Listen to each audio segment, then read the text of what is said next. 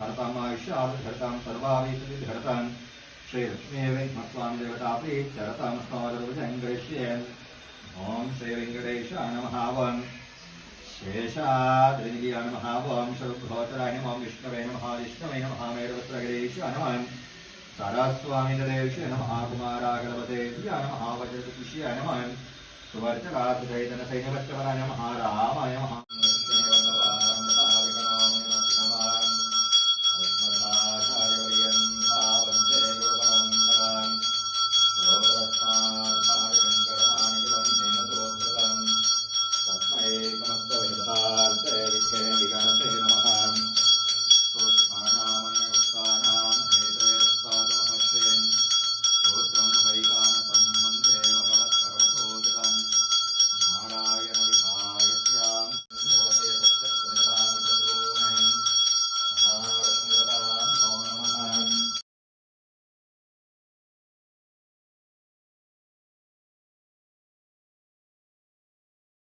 ಹನ್ನೊಂದನೇ ತಾರೀಕಿನಿಂದ 11/7/2024 ಗುರುವಾರದಿಂದ ಪ್ರಥಮವಾಗಿ ವಿಘ್ನೇಶ್ವರನ ಪೂಜೆಯೊಂದಿಗೆ ಮಹಾರಥೋತ್ಸವಕ್ಕೆ ಚಾಲನೆ ಸಿಕ್ಕಿದೆ.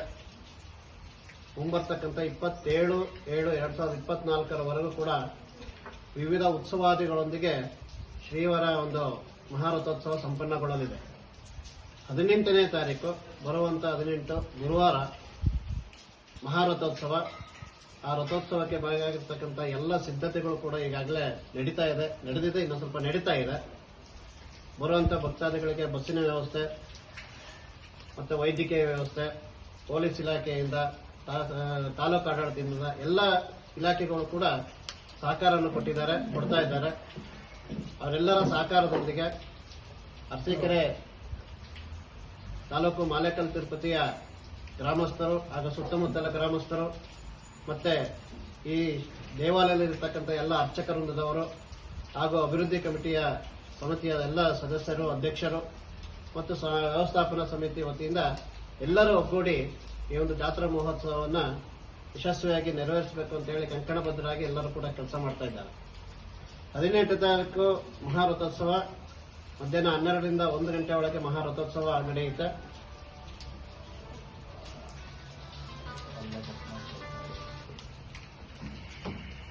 ತದನಂತರ